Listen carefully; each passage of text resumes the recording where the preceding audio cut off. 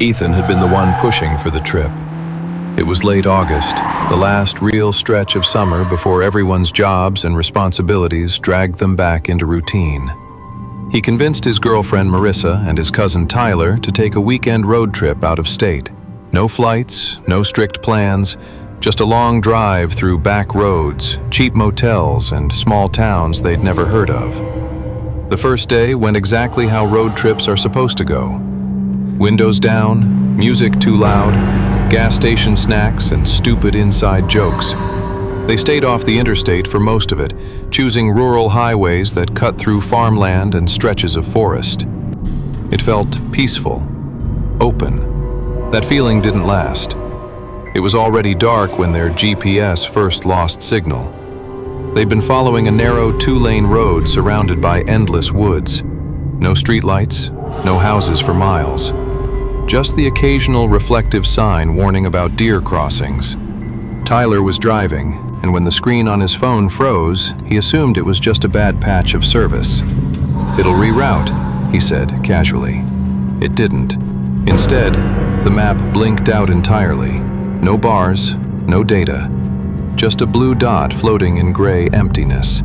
Marissa tried hers. Same thing. They figured they'd just keep driving straight until they hit a town. How lost could they really be? About 15 minutes later, the paved road narrowed even more. The center line disappeared. The trees seemed closer now, like they were leaning in toward the car. The headlights only illuminated a short tunnel ahead of them, everything else swallowed in black. That's when they saw the house. It appeared suddenly around a bend, a large old farmhouse sitting back from the road. No other buildings nearby, no neighbors. Just one wide gravel driveway leading up to it. The porch light was on. They didn't even discuss it much. It felt like the obvious solution. Ask for directions. Maybe even get signal near the house. Tyler turned into the driveway. The gravel crunched loudly beneath the tires, and the headlights swept across the front of the house. The place looked old, but maintained. 2 stories. White paint that had started to yellow. Dark windows. Except one. Upstairs, behind a thin curtain, a faint light was on. Ethan noticed it first. He pointed it out quietly. Someone was home. They parked near the porch. The engine cut, and suddenly the silence felt heavy. No wind, no crickets, nothing. Marissa hesitated. "This feels weird." "It's just a house," Tyler said. "We'll ask for directions and leave." Ethan volunteered to go with him. Marissa stayed in the car, doors locked. The wooden steps creaked under their weight as they climbed up. Tyler knocked first. The sound echoed strangely, like the house was hollow inside. They waited. Nothing. Tyler knocked again, louder this time. After about 30 seconds, they heard it, slow footsteps. Not from downstairs, from upstairs. The footsteps moved across the second floor, heavy, deliberate, not hurried. Ethan and Tyler exchanged a look. The footsteps stopped directly above them. Then, silence again. Tyler forced a small laugh. Maybe they're old. Before he could knock a third time, the front door opened. The man standing there looked to be in his late 50s or early 60s, thin, pale. His gray hair was messy, like he'd just woken up, but his eyes were wide, too alert. "Yes?" he asked. His voice was calm, but it sounded rehearsed somehow. Tyler explained they were lost, that their GPS had cut out, and they just needed directions back to the main highway. The man didn't answer right away. He stared at them. Not in a confused way, not in an annoyed way, in a studying way, like he was memorizing their faces. Finally, he nodded slowly. "You're far from the highway."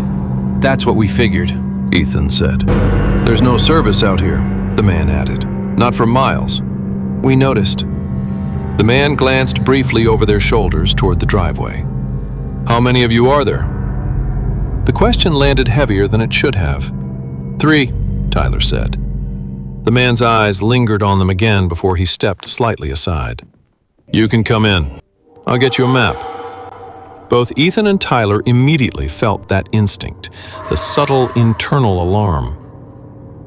We're okay, Ethan said quickly. If you can just tell us which direction... It's complicated, the man interrupted softly. Lots of turns. Easy to get more lost. From inside the house, somewhere deeper in the darkness, something shifted. Not footsteps, not a voice. More like a faint thud. The man didn't react to it. Ethan did. We really don't want to bother you, Tyler added. Just point us back toward the main road. The man's smile didn't reach his eyes. It's not safe to drive out there at night. That sentence hung in the air. Behind them, down the driveway, Marissa flashed the headlights once. A silent signal. Tyler noticed. We should get back, he said. The man's expression changed slightly. Something tight flickered across his face. You're already here, he said. You might as well step inside. The tone was different now. Less suggestion, more insistence. Ethan stepped back instinctively. We're good. For the first time, the man's jaw tightened. Then, from upstairs, they heard it clearly. A door slam, hard. All three of them froze. That hadn't been the house settling. That was someone else. The man didn't look surprised. He didn't even look upstairs. Instead, he took one slow step forward onto the porch. You shouldn't have come down this road, he said quietly. That was enough. Tyler didn't respond.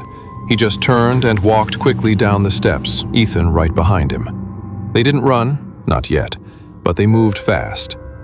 Behind them, the front door shut, not slammed, closed carefully. When they got back inside the car, Marissa immediately asked what was wrong. Drive, Ethan said. Tyler started the engine. As they began backing down the gravel driveway, the upstairs light turned off. Just like that. The entire house went dark. No porch light. Nothing.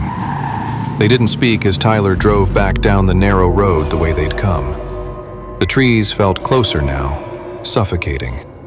After about 5 minutes, Marissa said quietly, There's headlights behind us. All three of them turned. Far back in the darkness, 2 faint beams appeared. Following. Tyler's stomach dropped. He didn't have a car in the driveway. The headlights behind them grew brighter. The road was too narrow to speed recklessly, but Tyler pushed the car as fast as he safely could. The vehicle behind them stayed the same distance back. Not gaining, not falling behind, just there. Then Ethan's phone buzzed. He looked down. No caller ID. He hesitated before answering. Hello? Silence. Then faint static. And beneath it, the unmistakable sound of a car engine, in sync with the one behind them. Ethan's chest tightened. He slowly turned to look out the back window. The headlights flicked off. The road behind them was pitch black, but the call stayed connected. Static, engine hum. Then, through the speaker, they heard something else. A click, like a car door unlocking. And at that exact same moment, Tyler's car made the same sound. All three of their doors unlocked at once. Marissa screamed and hit the lock button repeatedly. Tyler's hands were shaking. That's not possible. Ethan hung up, his heart pounding. The headlights behind them suddenly reappeared, much closer now. Tyler floored it. The road curved sharply, and as they whipped around the bend, the headlights behind them vanished again. This time for good. They drove in silence for nearly 20 minutes before finally seeing a highway sign. Service bars returned to their phones like nothing had happened. They pulled over at the first gas station they saw. Bright lights, other cars, normalcy. When they told the clerk about the farmhouse and the man, she went quiet. There's no house out that way, she said. Tyler insisted. Gravel driveway, 2 stories, porch light. The clerk slowly shook her head. That road was closed off years ago, she said. After a family disappeared out there. House burns down. They never rebuilt. None of them slept that night. When Ethan checked his phone the next morning, the no caller ID call was gone from his recent history. No record. But there was something else. A photo in his camera roll. taken at 2:14 a.m. A blurry image from inside the car, the back seat, and through the rear window, faint but unmistakable, the outline of a man standing in the road, watching them drive away.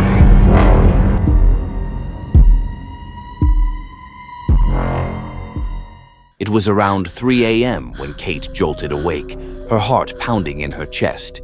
She sat up quickly, breath shallow, and glanced around the room. Everything seemed normal. Her bedroom was the same as it always was, the same cozy blankets she always snuggled up with, the same soft glow of the nightlight by the door. Nothing seemed out of place. She rubbed her eyes, feeling the familiar weight of exhaustion creeping up on her again. Kate had always been a heavy sleeper, but for some reason, tonight felt different.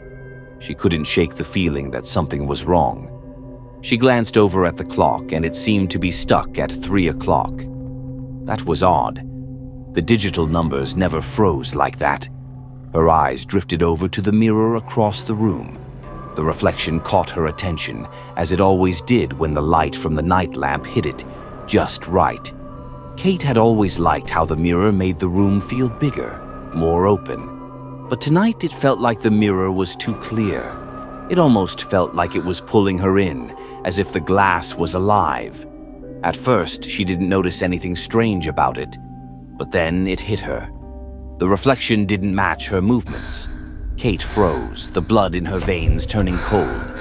She blinked hard, then rubbed her eyes again. Her reflection was staring back at her. But it wasn't her. Her reflection was moving. It was smiling. Kate's stomach churned, a knot forming in the pit of her stomach. She didn't know what to make of it. It felt like a bad dream. But she wasn't asleep. She was wide awake. And that grin in the mirror, it wasn't a natural smile. It was wrong. It was too wide, too sharp, like something she'd seen in a nightmare. She turned her head slowly, half expecting the reflection to follow her. But it didn't. Instead, the reflection stayed exactly where it was, still smiling at her. Kate's breath caught in her throat. Her reflection, it was still smiling, but there was a change in its eyes now. Something wasn't right. The smile, it didn't fade. It didn't waver. It only grew wider. She needed to get up. She needed to leave the room. Her heart raced in her chest, and her hands felt clammy. But as she tried to move, she found her body locked in place, paralyzed. She could feel the air around her thicken, like the room itself was holding her in place. Then something shifted in the mirror. She watched, horrified, as her reflection leaned forward, as if it were getting closer to her. But no, she realized, it was moving. It was coming out of the mirror. Kate's blood ran cold, and she screamed. The reflection didn't just smile. It twisted its face into a grotesque mockery of her own, its eyes gleaming with something dark and malicious. She jerked herself upright, trying to get away from the mirror, but when she looked back, her reflection was gone. The glass was now just empty, like it had swallowed the figure that had been there moments ago. Kate scrambled out of bed, her heart pounding in her ears. She bolted for the door, her hands shaking so badly that she could barely grip the doorknob. But just before she could yank the door open, she heard the sound. A soft knocking. At first, she thought it was just her mind playing tricks on her. She had to get out of there, get away from the mirror, from whatever it was that she'd seen. But the knocking persisted. It grew louder, more urgent. She slowly turned her head back toward the mirror, and there, on the other side of the glass, stood her. Her reflection was staring back at her, but it wasn't her anymore. The version in the mirror was wrong. It was no longer smiling. Its eyes were wide open, staring directly at Kate. And it wasn't just standing there. It was banging on the glass, slamming its hands against the mirror in rapid succession, as though trying to break free. Kate screamed again, the sound ripping through the room. She twisted the door handle violently, throwing it open. But just as she ran into the hallway, she felt something, someone grabbing her wrist from behind. Whipping around, Kate saw her reflection standing there in the hallway, still grinning that sick, twisted grin. But this time, the reflection didn't stop. It stepped closer, then pushed Kate forward, as though it had taken control of her body. Kate's world began to spin, her vision blurred. She was no longer in control. The reflection inside the mirror was inside her, and it was taking over. She felt her mouth move against her will, words she didn't speak escaping her lips, her hands lifting up as if they were no longer hers. And before she could even scream, she watched as her reflection, her, moved closer to the front door. The door she had left wide open. The reflection turned its head and locked eyes with Kate once more, this time with that horrific smile stretched across its face. And then, in a voice that wasn't hers, it whispered, "We've been waiting for you." The door slammed shut behind her. Kate's heart stopped, and the only thing she could hear was the sound of her own breath, labored and shallow, as the room around her seemed to fade into darkness. Her reflection was still out there, and it was waiting.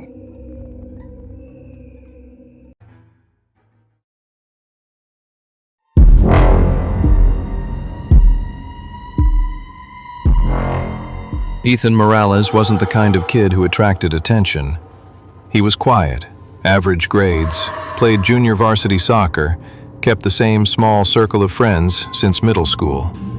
The kind of student teachers described as pleasant and classmates barely noticed unless they needed homework answers. That's why the first note didn't make any sense. It was a Tuesday morning in late October. The halls of Ridgeview High were loud and crowded, lockers slamming, sneakers squeaking against the polished floors. Ethan had just finished first period chemistry and stopped at his locker before heading to English. When he spun the dial and pulled the door open, a folded piece of notebook paper slid out and landed at his feet. He frowned. He didn't remember leaving anything in there loose. He picked it up and unfolded it. 3 words were written in messy blue ink. "I see you." Ethan looked around instinctively. Students were moving past him in both directions. No one was paying attention. He assumed it was a stupid prank, probably Marcus or Tyler from soccer trying to mess with him. He crumpled the paper and shoved it into his backpack, telling himself not to overthink it. But the second note came the next day. This time it was taped to the inside of his locker door. "You shouldn't stay after school." That one made his stomach drop. Ethan did stay after school, every Wednesday and Thursday, for tutoring in the library. He wasn't failing anything, but he was struggling in algebra and didn't want his parents finding out. He hadn't told many people about that, just his mom, and Ms. Holloway, the math teacher. He scanned the hallway again. A group of seniors were laughing near the vending machines, a couple arguing near the stairwell, nothing unusual. He checked the lock, no scratches. No signs someone had forced it open. He changed his combination that afternoon, convinced maybe someone had guessed it. The third note showed up Friday. No tape this time. It was sitting neatly on top of his textbooks, like someone had placed it there seconds before he opened the door. "You look tired. Didn't sleep much last night." Ethan hadn't. He'd been up until nearly 2 a.m., arguing with his parents about his slipping grades. The walls in his house were thin, but still, how would someone at school know that? That was when it stopped feeling like a joke. He told Marcus at lunch. Marcus laughed at first. "Dude, it's probably just some freshman with a crush." Ethan didn't laugh. "Then how do they know about tutoring? Or that I didn't sleep?" Marcus shrugged. "You're being dramatic." But Ethan wasn't dramatic by nature. If anything, he avoided conflict.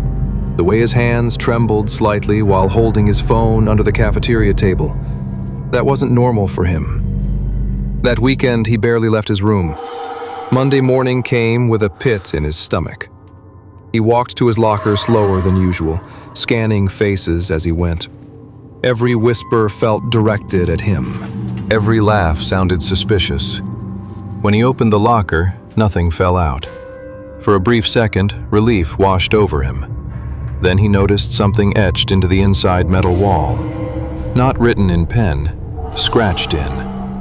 "I'm closer than you think." His breath caught. The scratches looked fresh, raw against the gray paint. He slammed the locker shut and stepped back, bumping into a girl behind him. "Sorry," she muttered, annoyed. He didn't apologize back. He just stared at the metal door as if it might open on its own. This wasn't someone slipping paper inside. This was someone accessing his locker repeatedly. He went straight to the front office. The assistant principal listened with a tight, polite smile. "Teenagers can be cruel," she said. "We'll look into it." They checked the hallway security footage from Friday afternoon to Monday morning. Nothing. No one hovering near his locker longer than a few seconds. No one trying combinations. No one tampering with it. "Maybe you're misremembering leaving it open," she suggested gently. Ethan insisted he wasn't. They reassigned him a new locker on the other side of the building just to be safe. For one day, everything was quiet. Then Wednesday morning, when he opened the new locker, a folded paper slipped out. "Welcome back." That was when he started to panic. He hadn't told anyone about the new locker. The office had switched it discreetly during last period. There were only two possibilities. Either someone in the administration was involved, or someone was watching him closely enough to see the switch happen. The next note came with a drawing. A crude sketch of the school's second-floor hallway. A small X marked exactly where his locker stood. Underneath it, one sentence. "Turn around." He read it twice before slowly glancing over his shoulder. The hallway was empty. Classes had already started. He was late to English. The silence felt heavy, unnatural, like the building itself was holding its breath. That was when he noticed the janitor at the far end of the hall. Mr. Callahan had worked at Ridgeview for as long as anyone could remember. Gray beard, heavy boots, always pushing the same squeaky cart. He was standing completely still, not sweeping, not moving, just watching. Their eyes met for half a second. Then Mr. Callahan resumed mopping as if nothing had happened. Ethan's chest tightened. He didn't want to jump to conclusions. The man had never been anything but polite, but he was always there.